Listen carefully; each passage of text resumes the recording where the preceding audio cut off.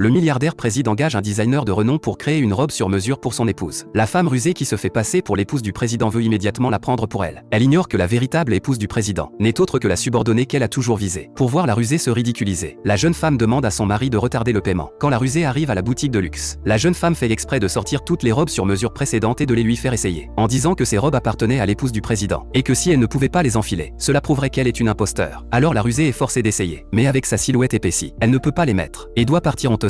Au moment où tout le monde doute de son identité, elle demande au designer de sortir la nouvelle robe. Quand la robe est présentée, elle l'aime beaucoup, et exige de l'essayer immédiatement. Mais le designer lui dit que la robe correspond à ses anciennes mensurations, et qu'elle ne peut plus la porter. La rusée est humiliée et furieuse. Elle pense que le président paiera de toute façon. Alors elle distribue la robe coûteuse à ses suivants. La jeune femme la prévient gentiment de faire attention au prix, mais la rusée dit que son mari a déjà payé. Le designer dément sur le champ, et exige un paiement immédiat. En entendant le prix de plus de 10 millions, la rusée panique, car elle n'a pas d'argent. Après plusieurs échecs de cartes, le designer reprend la robe et les chasse du magasin, pleine de rancune. Elle ordonne à la jeune femme de présenter la conférence de lancement. La jeune femme prend le discours, et s'en va. Puis elle passe un coup de fil, et une flotte de voitures de luxe arrive. Le designer apporte aussi la tenue de haute couture achetée par son mari milliardaire. Quand la jeune femme l'enfile, la taille est parfaitement ajustée, et sa beauté éblouit tout le monde. Le designer la félicite grandement. Quand l'organisateur presse la rusée de monter sur scène, celle-ci accuse la jeune femme d'avoir volé sa place, et de vouloir la remplacer comme présentatrice. Alors que tout le monde critique la jeune femme de ce défilé, les portes de la salle de banquet s'ouvrent lentement. La jeune femme fait une entrée spectaculaire et attire tous les regards. Sur scène, elle ouvre son discours avec assurance, mais découvre qu'il est entièrement blanc, car avant la conférence, la rusée avait déjà échangé le texte. Alors qu'elle sourit avec arrogance, la jeune femme ferme le discours, et improvise directement. À la fin, tous les invités applaudissent avec ferveur.